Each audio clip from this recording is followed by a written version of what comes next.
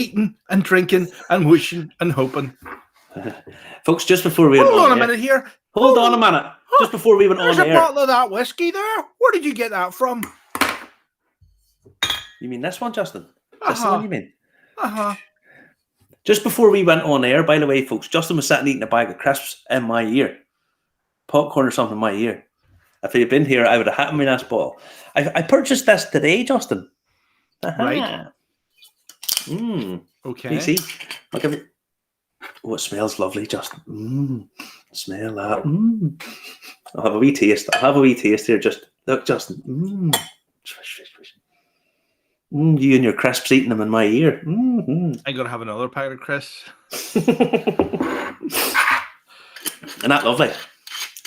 Is it lovely? That is really quite nice. But last week we were supposed to do this, but we were talking so much that we forgot to do it. Lauren was supposed to say last week, people who comment on the thing, on our little chat box at the thing, we're going to hold a tasting. So the 20 people, lucky winners, if they comment on the feed here and whatever way, either on Facebook or YouTube, we're going to send out 20 miniatures to 20 lucky winners chosen by ourselves at random. Lovely. And we'll send them all out. And then hopefully by next week we'll have a little tasting of the new Caribbean cask Bushmills. So I knew we forgot to do something last week. No, I thought we were just too busy chatting. We forgot to do it. So I was talking to Lauren during the week, and she says, "Oh, we'll get it sorted. So people commenting here, comment away, and then we'll get ourselves. We'll get a tasting sample sent out to you this week to 20 people, 20 lucky people, and happy days." Okay. Well, I think people get the gist. So. Two great guests this week we've got, actually. We had one when I heard the story I had to get on to him because see, this is all your department, all that cloud stuff. I don't get that at all. So we got on to him. We'll find out about that later on, and then we talked to. I think me and you were both sort of enamored of her. She's absolutely hilarious, really, really smart, and a fabulous girl. Do you know what somebody called her? When I said they were on, the Pirate Queen of Whisky. she's the Pirate Queen. They're getting confused with Grace O'Malley. I know. We have Grace O'Reilly on. We interviewed her the other day, and she's very, very funny, very wonderful girl, really, really good. Now, Justin, it's that time of the week again. Hit the jingle, Justin. Haven't loaded it in yet. I'll give you some. Too busy eating bloody crisps in my ear. too busy eating the crisps. I was too busy eating the crisps, so I haven't loaded it in yet. Honestly, I haven't. I'll give you some run of choking one of these days, boy. And you know what? It's not loading for me for some bizarre reason. Can you believe that? Honestly, it's not. I'm not kidding you. I'm seriously. I'm not kidding you at all. I can't find it. Honestly. I was bigging you up last week, right? I was saying about. I heard that. But what happens? I know. Well, there's always a glitch.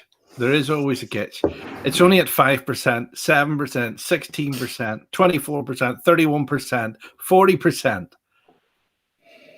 Now, this is the first time. Honestly, this is the first time I've tried the Caribbean rum cask, Bushmills. And what do you think? It's nice. That is nice. This is what you call the neck pour. It's really the first opening of a bottle, and it's never really good to judge any bottle of whiskey by the first pouring of it. But no, it's nice. I mean, it was £23 a bottle or something. So I mean, it's at that level. It's hold on to change my colour. People are saying I'm too red. I had suntan lotion on today, but it's just the colour of the thing. I can change my colour. Look, there I go. I've gone blue, right? And then I've gone bluer, and then I'm back to, is that a better colour? And then I'll take the colour brightness down. Actually, I'm getting redder when I switch the light off. I'm getting redder. Anyway, we'll have to just hit play here and hope for the best. Here we go. Here we go.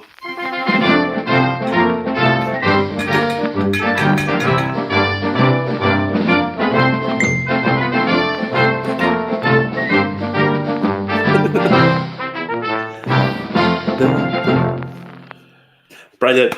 I Yay! don't I know. love it. That actually reminds me of Laurel and Hardy. You must does. be you must be Stanley, and I must be Oliver I tell Hardy. you, Yeah. brilliant, brilliant. I absolutely love that. It's fantastic. Now, this week in Whisky, Justin, Johnny Walker, Princess Street. Now, Johnny Walker, the best-selling Scotch in the world, revealed this week really what the new store in Princess Street in Edinburgh would be offering in terms of a retail experience and some pictures of what it's going to look like. It's like you've never seen before. Now, this store is where House of Fraser was on the corner, and is being designed by London-based innovation studio Dale and Pow. The retail store will be on the ground floor and will offer the usual sort of whiskey stuff, your branded shirts and all that kind of stuff. But it will also have customized bottles in the experiential store, which caters to connoisseurs and novices alike with interactive flavour activities, which matches customers' preferred tastes and scents to their perfect whiskey profile. Not exactly sure how all that's going to work, but that sounds pretty cool. Well, I was in a place on Friday that it looks pretty darn close to this.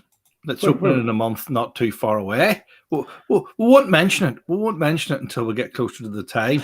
But it is all this gear, this personalized gear, and all the rest of it in it, and it's not too far off this. Yeah. Now, there'll be exclusive bottlings, rare and exceptional bottles from the Whisky Treasure Chamber. Again, not sure exactly what it means, but you can get an idea of what it looks like.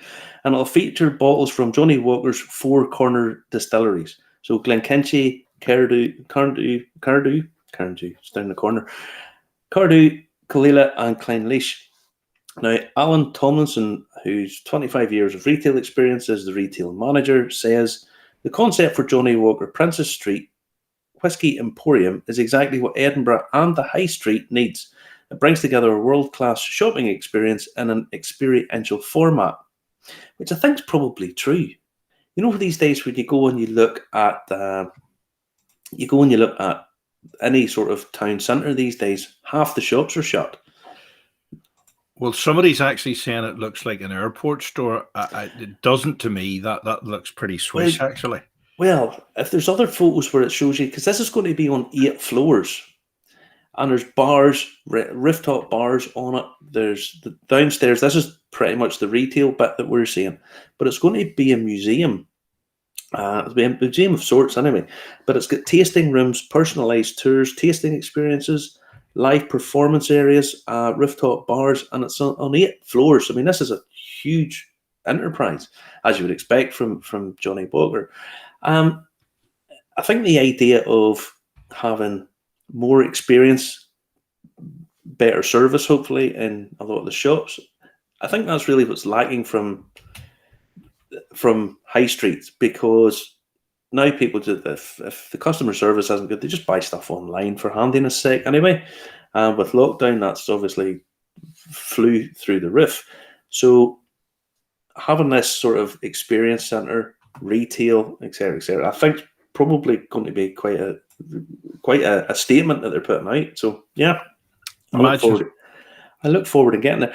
Also, there's actually a sort of 45-minute film called The Man Who Film is the link, which is a 45-minute film about Johnny Walker. And it's actually quite interesting. It's such a huge brand that globally that really warrants this history and where it came from. So I would recommend having a look at that. It's worth having a watch at.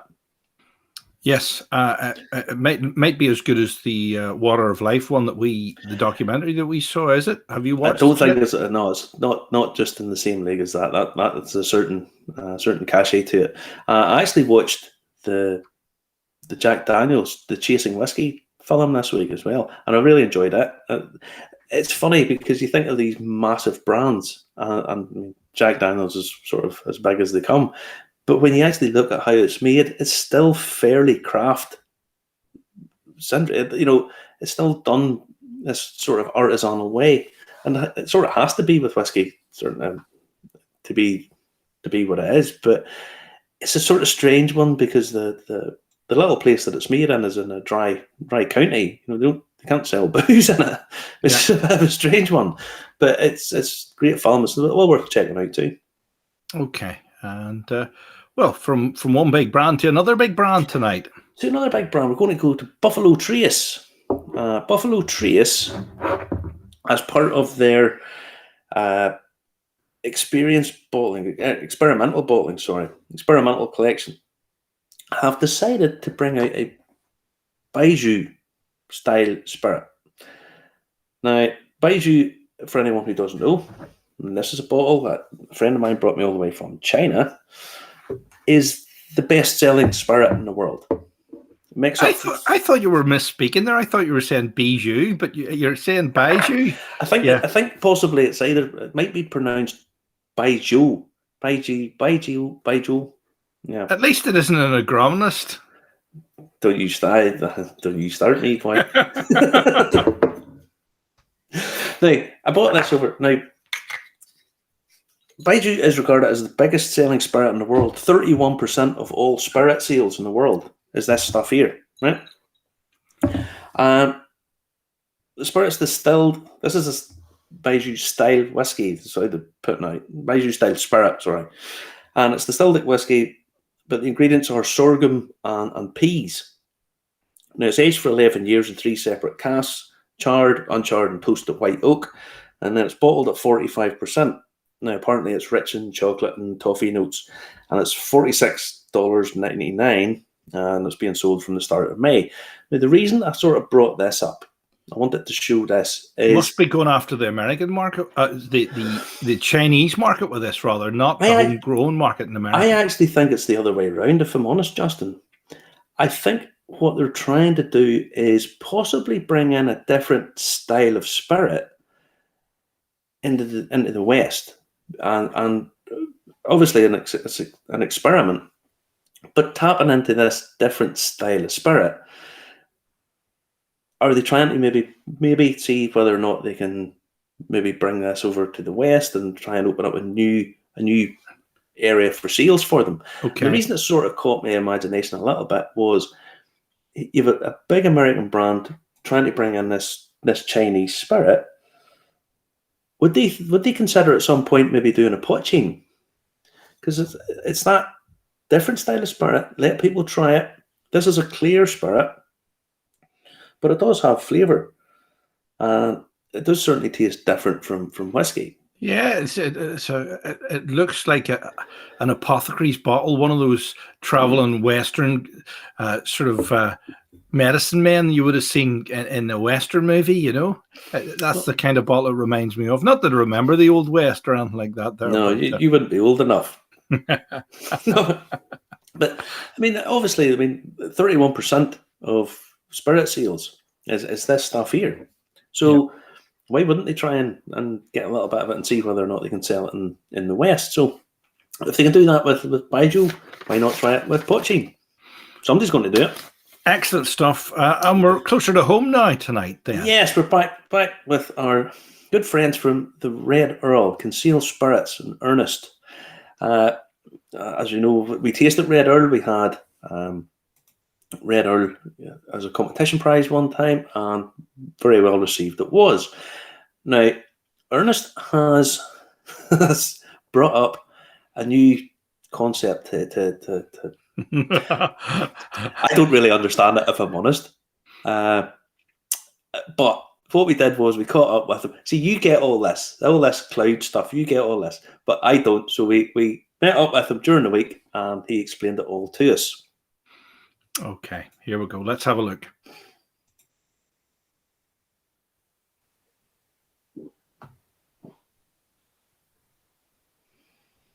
Marty, run for the hills. Run for the hills. It's the Red Earl himself. It's the Red Earl. He's been reincarnated. He's come back. Ernest, how are you? I'm good. It's been a while since we chatted. It's been a while. There's a lot of things have been going on. Apparently, the world shut down. And It's been interesting. Yeah, it's been interesting, all right. Sure it has. Ladies and gentlemen, this is Ernest Cantillion, who is the founder of Concealed Spirits and the guy who gifted us the Red Earl a little while ago. So thanks very much for that, Ernest. Pleasure, more than a pleasure. And the reason he's here is, right now I'm going to have to put on the glasses to make myself look intelligent here. We've started a non-fungible tokens auction. Yeah, Justin, do you know what? Justin, do you know what he's on about? Because I'm lost. It's like a version of a cryptocurrency, but it's the token version of it. So it's where you can highest bidder. Does it go to, Ernest? Is that it? Highest bidder with this anyway. It's an auction. Yeah. So you're going to have to explain it to me. It's an auction for a digital cask of whiskey. I think the best way to explain and understand it is like it's a voucher, like a gift voucher for a restaurant or something else. So while you can't eat the piece of paper, you clearly understand that it entitles you to a meal in the restaurant. That's a like as watered down a version as you'll get, but I think it holds up. You know, it makes sense. It's a voucher that represents a physical thing. Not all NFTs represent physical things. Most of them don't, you know, so there's ones going for memes and digital art and the first tweet and all this kind of stuff. But then others do represent something that you can go and redeem, you know, or consume or whatever it is. So in our case, it's a cask. Now, it's basically you're auctioning off a new thing. I'm lost by these kind of things. Justin understands cryptocurrency. I haven't a clue. So you're auctioning it off, and that entitles people to have bragging rights, essentially? Yeah, so what I'm hoping to catch people's attention is that it's the first time it's been done.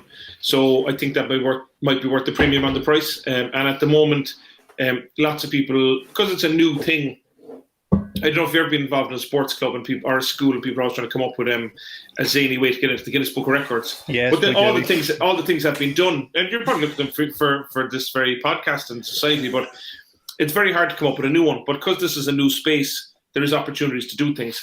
So this is our, you know, whiskey is our space. So we said, okay, let's have some fun with it. So there's the first, and also it's damn good whiskey. It's from the Cooley Distillery. It's 20-year-old single malt. So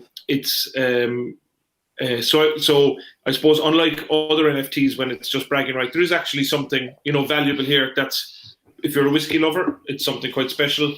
And if you're an investor, or ideally both, I guess, it's something that is valuable and it's going to increase in value until it's maybe 40 years anyway. Now, this ticks all the boxes out in the Far East. It involves cryptocurrencies, basically. It involves alcohol, whiskey. There's an element of luck and bidding in it. So you're bound to be big in China with this. Well, hopefully. The challenge there, to be honest, has been trying to get the word out there. You know, there isn't an NFT weekly newspaper that goes in everyone's letterbox. And I'm new to the space, so I'm not in all the chat rooms or Telegram or Messenger or whatever they use. So I'm trying to figure out how to let these people know that it's going on. You need to be on WeChat. Yeah, I am. In fairness, we have actually very good Red Earl sales in China, would you believe? So we have a good network there, and we're with a board be at a trade show this week, the new food trade show, and we picked up some new accounts. But so I'm trying to leverage those accounts, you know, those contacts, but just trying to. A lot of them aren't in that space either, you know, trying to figure it out. Yeah. But you've only a week to do this, haven't you? Yeah, and it's funny, the reason we couldn't announce it any sooner, because as I said, it's the first, somebody could have beat us to it, you know, so, I understand. you know, I'm hoping, because it's not just a token first, no pun intended, it's actually far a nice, real, valuable thing that people will go for it. And my guess is that lots of things are going to be traded this way in time. You know, both collectible things and things that will go up in value, rare things. That's just the way I see it going. Yeah. Now, you're trying to raise money because you want to build a distillery. At the minute, you're sourcing your whiskey, you're sourcing Red Earl. You want to put bricks on the ground. Yes. So, my hope is that sales will be such that we'll always need to get our whiskey from Great Northern and our gin and sometimes whiskey from West Cork distillers. So our plan is I think the output of our distillery is going to be 300,000 bottles a year, which is nothing for the big scale of guys. But and especially when you consider that that's going to be spread across multiple whiskey brands and gin as well. So I think we'll concentrate on visitor centre and also small releases, special releases, single casks, all that kind of stuff, and have some fun with it. Yeah, that's the plan anyway. Exactly. It's always good to have a plan. Always good to have a plan. Yeah, it is. Yeah. You have the Red Earl. How's that going? And you say you're in China, so it's flying. Thank God. So it's in China and it's in about 7 states in the US, and it's going well in about 4 of them, and it's just starting off in the other 3. We got our first decent big order from Colorado someday this week. What day is today? Yeah, so Wednesday or Thursday, which is a big one for us because we were knocking on the door there, and we're going great guns randomly in upstate New York. You'd hear of all these places like Rochester and Albany and stuff, but you wouldn't. So I didn't realize more people live in upstate New York than live in New York City. So it's a real learning curve. I mean, I've been to the States a good few times and I didn't know that. Yeah. So you kind of never know where you click. There's a place called Folsom. Like the Johnny Cash song. Folsom Prison Blues. Yeah, Folsom Prison Blues. So there's a place, Folsom liquor store. We connect with these guys. I don't know if you ever came across Barry Chandler. He's a great Sips and Stories. Yeah, so he connected us with Folsom, and they've been a mighty account for us. They're selling 2 or 3 cases a week, which for us, in a place we've never been where nobody's heard of us, that's a great, that would be considered a good account for us in Ireland. Not a mind over there, yeah. And that's gin and whiskey, yeah. I'm sure China and India will be very lucrative if you can get in there and get past the tax, because there's an awful lot of whiskey drinkers in places like that, and they're not supposed to drink in some of those countries. Yeah. Well, it's funny that you say it.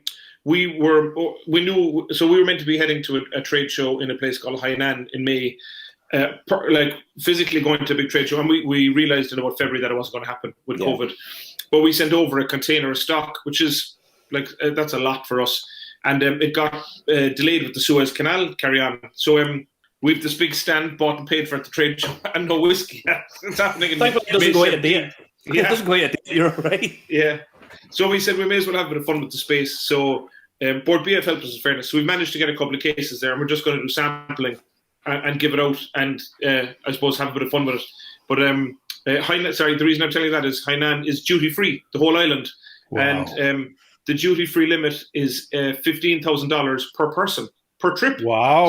So they really load up on the high end whiskey and stuff there. Yeah. So it's really interesting finding out about it. And then in the States, the taxes and the duties are different in every state. In New York, the way in Ireland when you go over on the boat to France, all these big liquor stores or the wine shops. So New Jersey is like that to New York. They all go across the bridge to Jersey and buy their alcohol there. So it's you wouldn't think that Jersey would be a market that would spring to mind, but it is totally disproportionate sales of Irish whiskey for that reason. It's really interesting. I've done the booze cruise to France a couple of times. Yeah. And if you always have the UK passport, they just wave you on because they can't do anything to you. It's very, very, very, very good. Very clever. Listen, we can't let you go without asking you, where can you get these? What marketplace is it on then, Ernest? Sure. So are you talking about the cask, is it? The auction? Mm-hmm. Yes. Yeah. Yes. So it's on a platform called OpenSea. OpenSea there's Nifty and OpenSea. OpenSea is probably the biggest one where all these, if you're hearing the news, chances are it's been sold on OpenSea. So that's where we went first. Hope to get some traction. And I think you guys are going to share the link. I know I shared with you has about 300 letters in it. So we'll figure out a way to do it better than that. Don't you worry, it'll be coming up on screen as if by magic. No. Magic. Very clever. I love it. The wonders of technology. So it runs till next Friday, and my guess is like any other auction, nothing's going to happen for the last 24 hours. Yeah. So, and we've started the bidding at 10,000 euros. And like if it goes for that, we'll lose our shirts by a multiple. Certainly worth more than that, but I suppose you have to start somewhere. And so I'm hoping by this time next week that we'll have a few bids in. Hopefully, it's been a lovely bit of PR. It's been fun to be part of something different, but at the same breath, to pay for a bit of copper for the stills would tick a box as well. It would. Listen, Ernest, I wish you all the best, mate. I think what you do. I love the Red Earl. I thought it was a really, really nice, very approachable, lovely fruity whiskey, and you can buy it on all the usual outlets in Ireland. Every super value. Yeah, I have 2 more samples coming for you, lads. So I'll make sure you get the very first taste. We have 2 new whiskies coming in either July or August, double release. So I can't wait to talk to you about it. That's music to my ears. It's just like Johnny Cash and Folsom Prison Blues. I love it. Thank you, Justin. Ernest, thanks very much, mate. Take care. Cheers, guys. Thanks, Marty. Thanks, guys. Appreciate it. Bye-bye. There we go. Aye. Now, a non-fungible asset. What do you make of that? I understand the whole voucher thing and stuff, but whenever people start talking about cryptocurrencies and all, I get a bit baffled. This is more up your street from the newest way to buy to the oldest. We must have did this in advance, did we? Back to the old days. This is more my kind of thing now, Justin. To be honest, once Ernest told us about it's basically a voucher. You buy a voucher for thing. I kind of got it then. Once it's made simple, because I think people make these things just complicated. But what's your bid? No, I don't have that much money anymore, Justin. Now, this is more my thing. So, Skinner's Auction House in the US over in Boston are going to auction what's believed to be the oldest bottle of whiskey in existence. Right? Wow. The old Guild New whiskey bottled by Evans and Ragland is thought to be the only surviving bottle of a trio from the cellar of J.P. Morgan. And it was gifted in the 1940s. Now, carbon-14 dating conducted in 2021 by the University of Georgia indicates that the whiskey was produced between, wait, hear this, 1762 and 1802. And it was determined that it's a bourbon. Now, the black label reads, this bourbon was probably made prior to 1865 and was in the cellars of John Pierpont Morgan. As far as we know, there was no bourbon distillery in Georgia after the Civil War. Now, the bottle ended up in the hands of a man called Francis Drake. And because he only exclusively drank Scotch, they didn't open it. And it hasn't been opened for subsequent generations, and now it's being auctioned. Now, it's up for sale on the auctions between the 22nd and the 30th of June in a rare spirit sale, and the estimate for it is $20,000 to $40,000, which, if I'm honest, I don't think that's expensive for something like that. I think it's a very, very rare thing. It does look a very rare thing. It does indeed. You think of the provenance of that. It was gifted by J.P. Morgan to some Washington. There was 3 bottles originally, and they were gifted to basically Washington elite. And this one's the only one to survive. So the fact that it's, probably it's distilled in the 1700s is the cachet of that alone is bound to be fabulous. Now, we have a shaggy dog story next, don't we? We have a good news story. The reason I put this in was I've read about this a couple of times this week, and I just thought to myself, it's a bit of a tenuous link, but it's a nice story. It's about a dog called Whisky, and who doesn't like a nice wee dog story? So, play the video, Justin. This image on heartstrings across the country. Due to her circumstances, Whisky's owner decided to hand him over to the SPCA after 10 years together. Seeing the love between them, the SPCA knew that they could not separate them. Reaction to their social media post asking for assistance was overwhelming. I would just like to thank every single body that made a donation, and I really want to tell the people out there that there is so many cases like Whisky's case, and please support your local SPCA in your area. After a few days of TLC at the SPCA, their reunion was another tearjerker. I was so very, very happy. He said Monday is coming, he bring me another food to the house, spouse food. I say thank you very much. Thanks very much, people. I didn't know Whisky is very, very popular. Donations have come flooding in for both Whisky and Cordelia. This story really touched our hearts, and it's really a privilege that we could make a contribution to make Whisky stay in his loving home. We'd like to thank our loving community to help us make this possible, and we encourage people to keep on fighting for animal welfare. From now on, the SPCA will ensure that Whisky's bowl is never empty. The donations will also help other animals in need. Segui Chetty, SABC News, George in the Western Cape. So, well, what do you think of that one?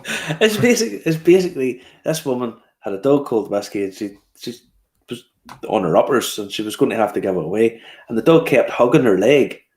So it just caught on, and people have donated. So they've got a year's food sorted out for the dog. The woman had money donated to her, so her bills is paid off. And what's not to like? You could try that with a bottle of cologne potchine, and it might work. What do you mean? You say it's clinging to my leg? If somebody tries to take it off me.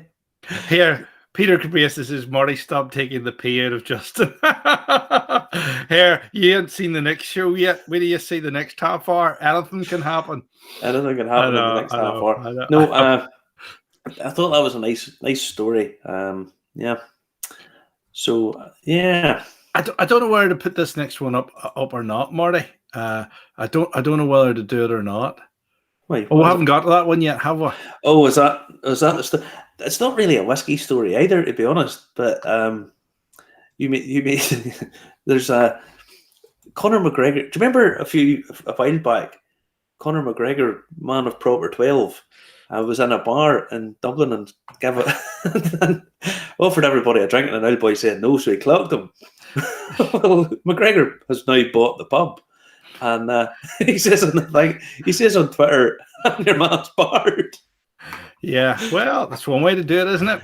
It is. To be fair, McGregor's actually been bought out. He's no longer part of Proper 12. Yeah, but he got a lot of money for it, didn't he? He did. They actually borrowed money to buy it off. So, Jose Cuervo bought it over. But no, he's bought the pub, and he said the old boy that he channed is barred. Well. These things happen. Yes. Now, earlier on in the week, we caught up with Grace O'Reilly, and she's the crop walker for Waterford Distillery. And the reason Justin's laughing is because I can't actually say the word that she does. She does for the job, because I'm a bit of them. But she is hilariously funny, utterly charming, and well, you'll see for yourself. Look.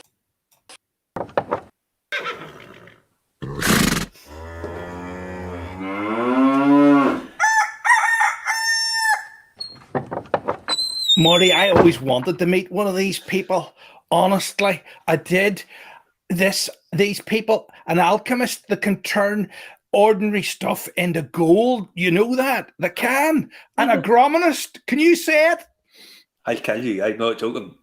See, the reason Justin's doing this, folks, I'm just going to fill you in on this, is because I can't say the word.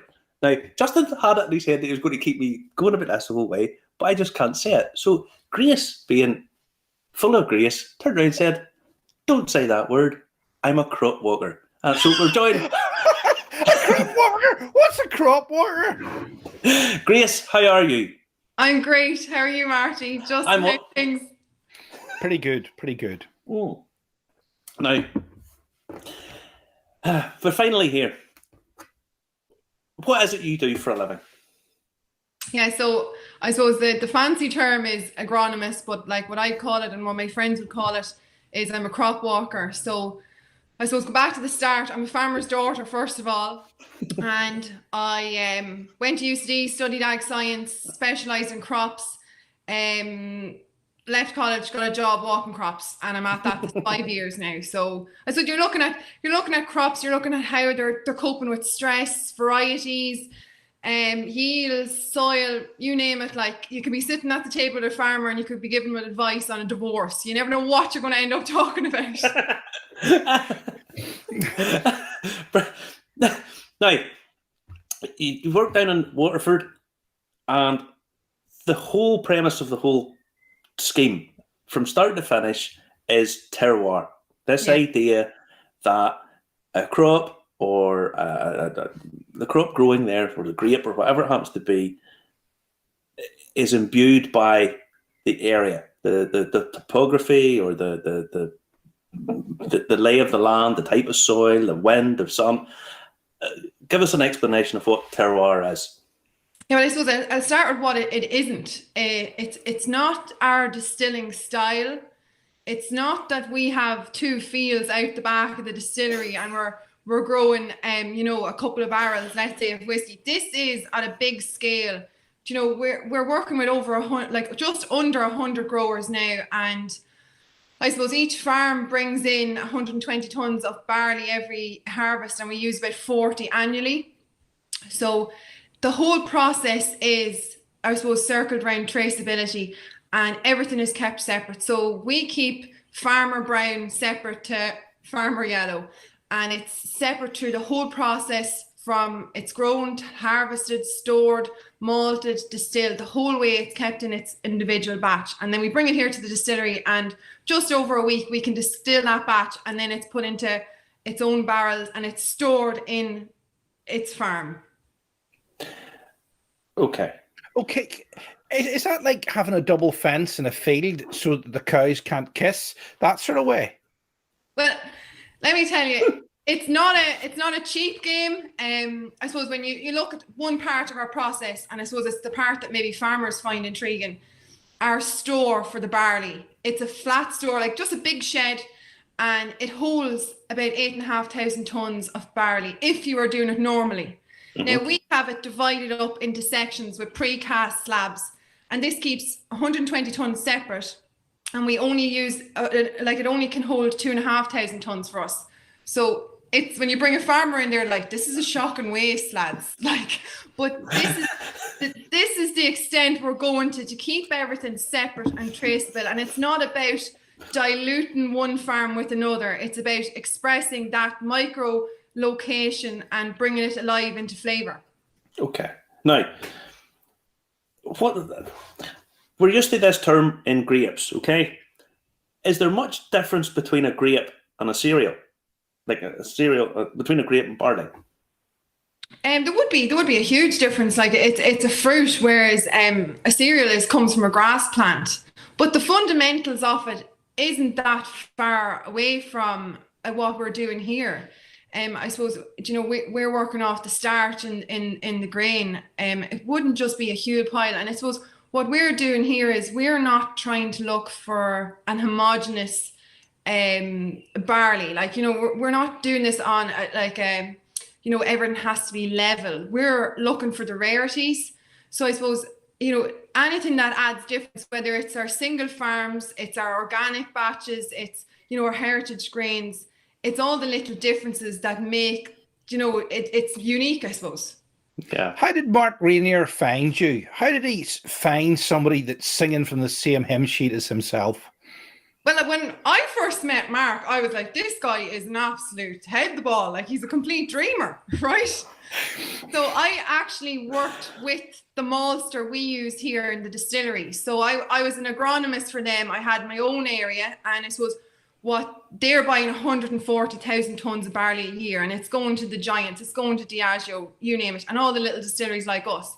And I suppose I would have met Mark on projects, let's say, the first year we had a massive problem with proteins here in the distillery. Now, at the time, I was with our maltster. And, I got talking to Mark, and I suppose I realised, what I'm seeing in the field, I've accepted that for the norm, right? But he could see how I could see the differences in the field is what he was after. But I was kind of in this, farmer's daughter. This is the facts. This is the way it is. It's not this fluffy idea of terroir, but at the end of the day, it was. Like, it dawned on me, it was. And finding growers at the start was difficult because they were a bit wary of it, and they're so used to going in at harvest, tipping their load of barley, and it went off, good luck, never see you again, get your check. But now they're delighted, to receive a bottle. Like, it's the same as killing your own lamb. You reared it yourself. A tillage farmer never gets that opportunity. Like, and to be fair, farmers like free stuff. So if you arrive with a bottle of whiskey, you're going to go, yeah, thanks very much. Well, I tell you, I had 2 cases of whiskey to go to a guy today, and he started complaining about price, and I was like, oh, here, I'll take them back. I bet he changed his tune. Oh, don't worry. Now, there's different types of barley. There's the different Right. sort of different varieties. The ones that are sort of standard. Yeah.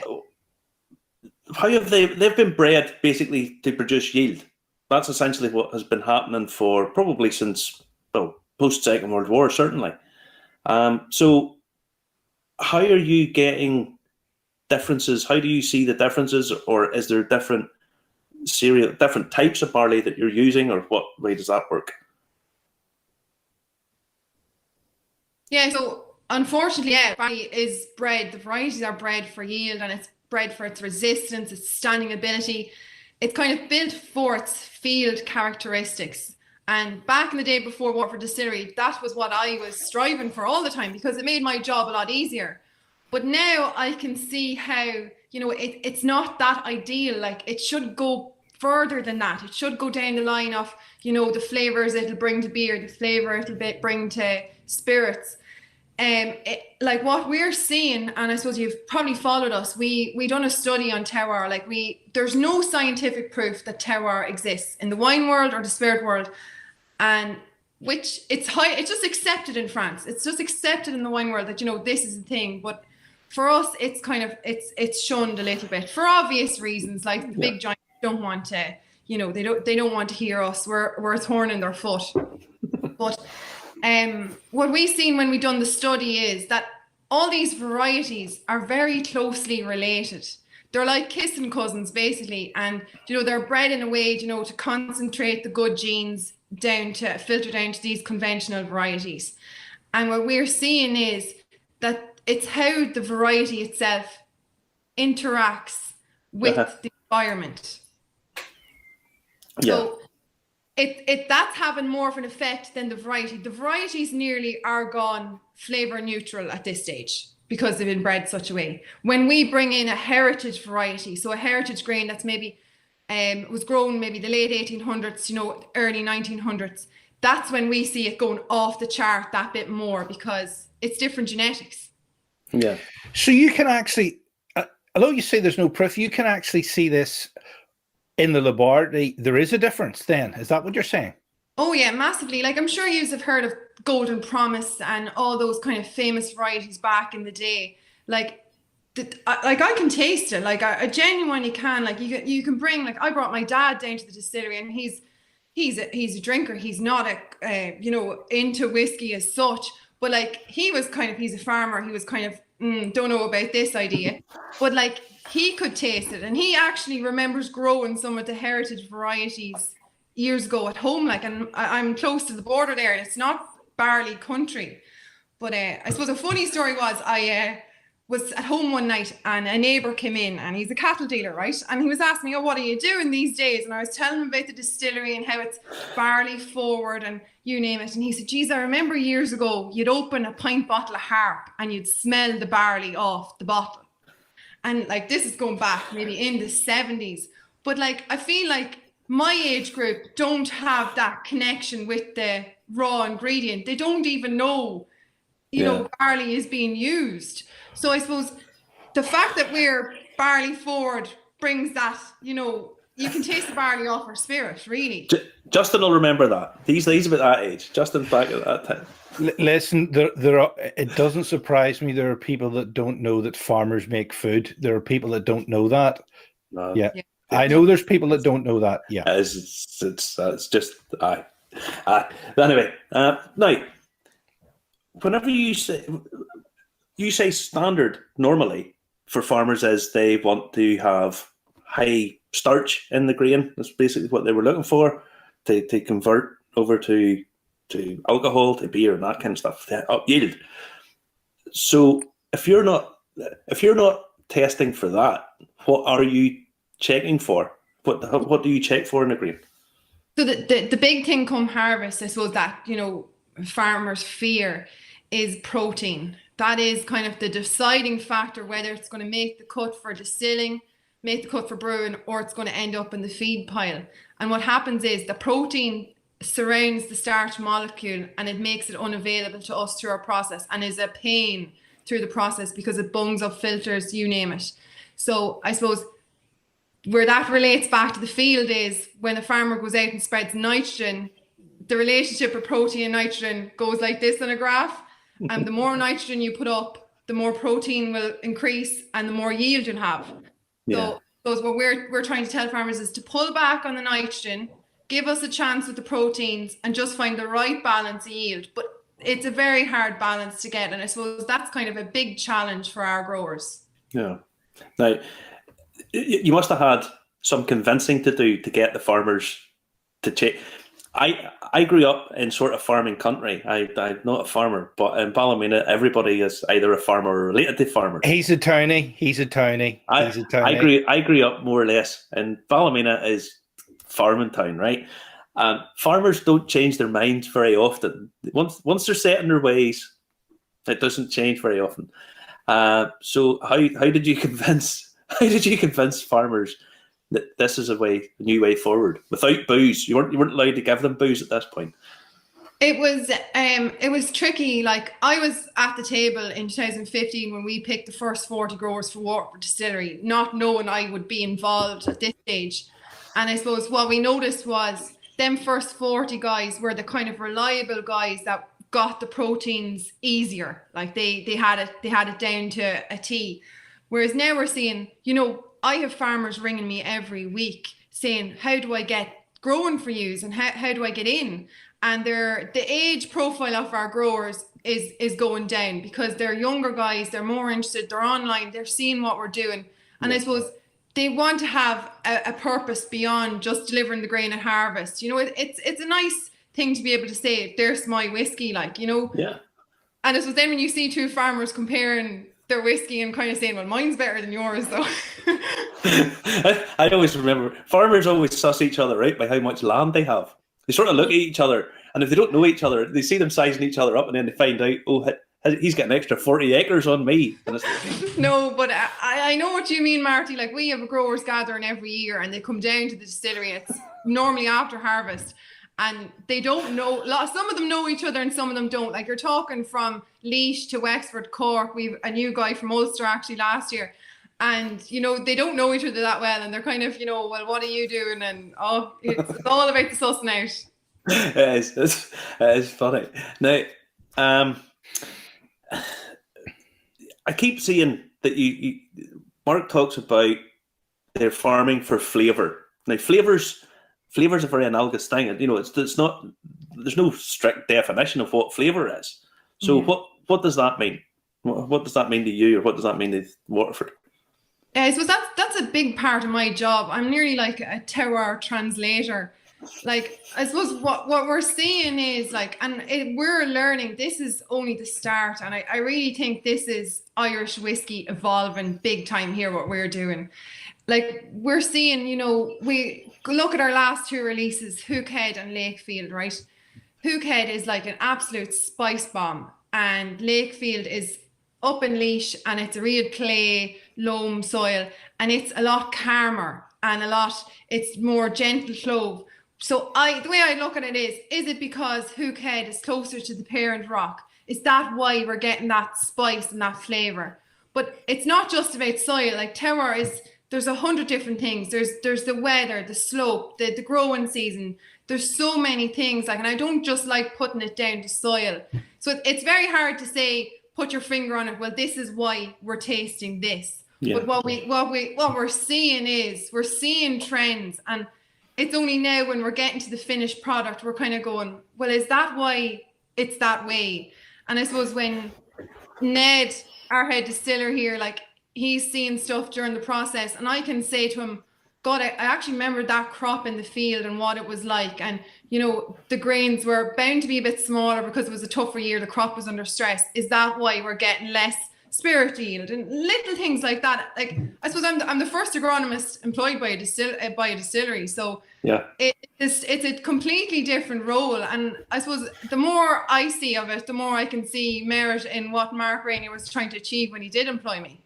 Yeah, you can see the justification for it. Where do agronomists normally work then if they don't work for distilleries? Yeah, so like an agronomist, you're an agricultural advisor. So I was working with the likes of Glambia as well, like different co-ops. I'm trying to think up the north what these have, like Thompson's and agri co-ops, really, like. But why has a distillery not employed a crop worker beforehand then? Because it is a crop that they're using in the manufacturing process. So the closest thing to what I would be is a raw ingredients purchaser. But does that person actually go out to the field and look? No, they're just bean counters. That's all they are. They're accountants or purchasing people. Yes. Yeah, it really is very, very, very novel what you're doing then. Yeah, but I suppose the way I see it is we're buying Irish barley, and for me that is the main thing. Like, you know, I'm not going over to France looking for lorry loads of maize. You know, it's bioregional, really, food production. Yeah. See, I think your job is a bit like, you know, Rachel Riley, who does Countdown, right? She does Countdown. It's a show on Channel 4, and she's a mathematician. And she says, there's one cool job in mathematics, and I got it. So it's something similar. You know, most agronomists are most of them. Shut up, you. Listen, I'm going to have to put subtitles up when she says leash. I'll have to put up louse for Americans and Canadians. You know that. Nah, it's not spelled the same. But no, it's like most of these people are going out, probably just tick, going over, you know, tick boxes. You're actually getting an input in what the end product's going to be like. And I mean, Mark has set this up that this is basically the USP of Waterford, and in many ways you're the front line. I mean, you're getting to dictate, this is how this, you know, what's happening, what's that, and what essentially they're left with the blend later on. Yeah, like, I suppose it's fun in a way like that. You know, if I suggest that, you know, we should have an Ulster grower, and it's kind of like, well, sure, why not? Do we go and look for older varieties the next time we go? You know, little things like that. Like, there's constant developments here, and there's a lot of projects going on, a lot of things in the pipeline. And you're not going to hear about them. Right, we'll do it offline. You can tell us. No, listen, the marketing guy from Dingle told me stuff off her earlier on today. I want to know what it is. No, you're not going to get me. No. Hold on, do you hack your computer? Now, there are certain flavour compounds that are fixed in the grain, okay, that basically travel all the way through. So I'm thinking of isoamyl acetate, for example. That's set in the grain before it comes. So even if you distill, so are you testing for that kind of thing? You know, are you testing for the ingredients are fixed in the grain, and are you dictating how it's grown? I'm just interested in the process of how this is being married up between the two, you know? Yeah, so when we done our terroir project to prove terroir was impacting flavour, Teagasc found that 93 different flavour compounds were coming across to distillate from barley alone. So I suppose that's enough to prove that, you know, that the distilling process isn't as destructive as people say it is. You know, the barley is there. You know, whiskey's made out of barley, water, and yeast. So, like, it's there. Because there are people who dispute the terroir. I'll be honest with you and be totally upfront. When Waterford started the project, I found it really confusing, really how are they going to scale this up? Because it's okay having these single farms, but what if I like that farm more than I like that farm, and they don't contract to this farm? And I just found it very confusing. It's only recently that I've really sort of sat down and thought, right, now things have settled. The batch number 1.1s that came out have sort of settled down in the secondary market and all of that. So I've got over the sort of hype and started looking at it.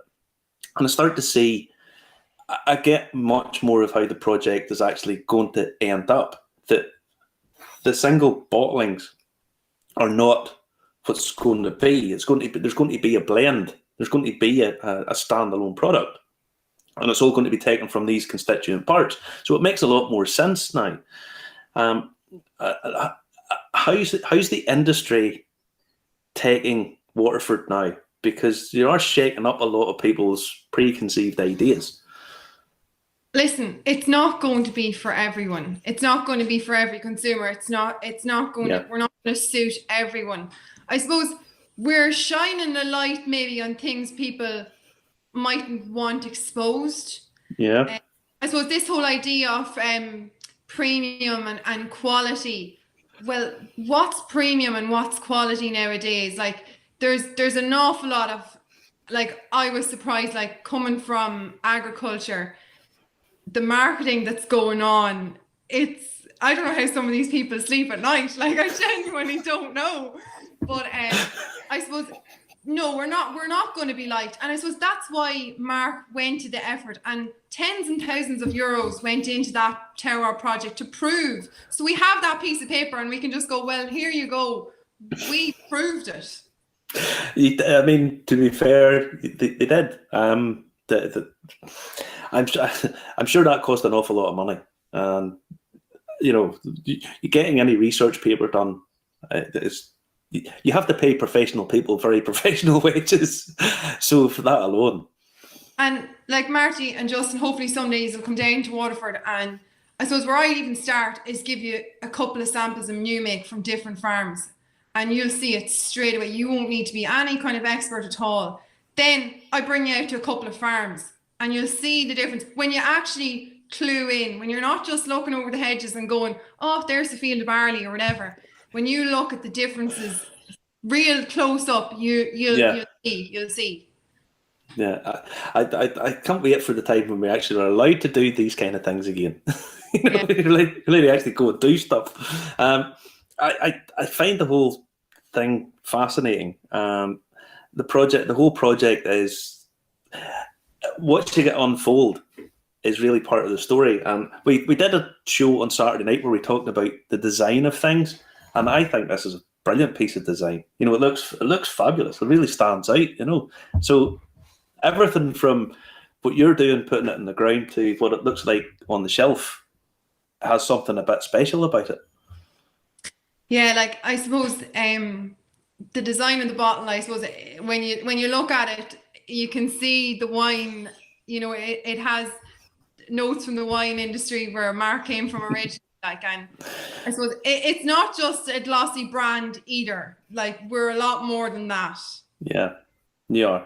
I don't think there's any disputing that. Now, a couple of quick questions. One, when you are putting micronutrients into stuff, when you're putting micronutrients to make things grow, Justin wants a word with you because he's a couple of things that he could do. Yes. What would make my hair grow there? What would make my hair grow? Well, I might get a few samples and send them up to the post. That's terrible. Oh, we'll have to cut that out. Otherwise, people will think we're being bad. Oh, the stuff we say off air. Thank you very much, Grace O'Reilly, agronomist from Waterford Distillery. Grace Cropwalker, it's been fantastic. And listen, keep up the good work, because I saw a couple of videos doing the research for this, and you're out talking to the farmers and you're having a laugh. And I think there's by far and away, if you can have a laugh, that's half the battle, you know. That's it. Good night. Listen, good night. Well, she was fabulous. She was really, really funny. Coming off air and stuff, we must have talked to her for what, about an hour and a half? well, I think it was 2 hours. It must have been, but she was hilariously funny. She's really, really engaging. I mean, I've just noticed Mark Kerr's just put up "Bring Grace Back" again. I think she's charming. Now you think about it. Their entire project is based on barley. That's the total reason of Waterford Distillery, and they've given this young woman, who I think she's about 30. Is she even 30? I don't know. And she's basically the one that's going out into the fields and overseeing all of this. And it's massive responsibility, but she takes it with a smile and just gets on with it. She's fabulous. Fabulous girl. Yeah, really good reports. I knew you would like that tonight. I can tell by the number of spreaders that there are of Leggett and Sharon that I can see in the sort of metrics here to the right, that it's going to be a big one. I knew it would be a big one. The thing about it is, I see some of the questions there. Michael Matthews is asking what made her choose that as a career. I think half of it was Mark Rainier chose her. I think he saw it straight away. She's a farmer's daughter. She said that at the start. If you're tuning in and tuning out, she said she was a farmer's daughter and it's what she wanted to do. I think she got the project from the start. It was fun. It really was fun. We had an absolute blast with her, and she said she would have come on live, but she's having a drink tonight. I think the lockdown lifted a bit, so I think everybody's got better things to do on a Saturday night, especially if you're an employee. You don't want to come on and talk to two old blokes. Maybe no, one old bloke and one young. No, but honestly, the whole Waterford project, as it's unfolding, is becoming an awful lot more accessible and a lot more interesting. There's more to it. There's more actual tangible stuff that Mark Rainier, let's be honest, he's a bit of a rogue, a bit of an iconoclast, a bit of a let's kick the bucket and kick the. I don't think he is. I think he knows what he's doing. Oh, he knows exactly what he's doing. I mean, someone asked, why is it spelled without the E? And it can be spelled either way. But let's be honest, Mark probably done that because he thought, well, it might annoy some people, might just upset some people, and we'll do it. And let's be fair, you need these people doing things like that. You really do. We certainly like what we tried at the time, didn't we? Oh yeah. Yeah, I mean, I think Waterford they've really got something about them that is a little bit special, to be honest. And that's half the battle with the whiskey. You're buying into the story. Whenever they've got employees like that, you're getting. We're being asked the question: when are we going to get Mark on the show? I think we're working on that. We'll get Mark. Mark will come on the show at some point, and he will come on live. We'll get Mark on live at some point. Who knows what we'll try and do at some point. Exactly, that's what they're going to do. Copycats. They're going to learn from what Waterford is doing.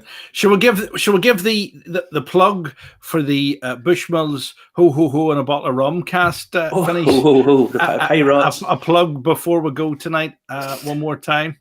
Just remember, if you comment on the feed, now it has to be British Isles based. We can't get people to send stuff across for various reasons. British Isles based.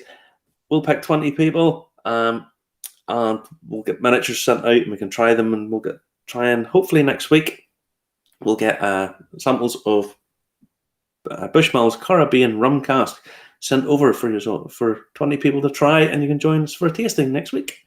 That was a great night, Marty. Remember to comment, like, and share. Follow us on Facebook, YouTube, subscribe, buy us a coffee, buymeacoffee.com/Irish Whiskey. You can ask your smart speaker to play the podcast. There's a podcast version of that interview up already.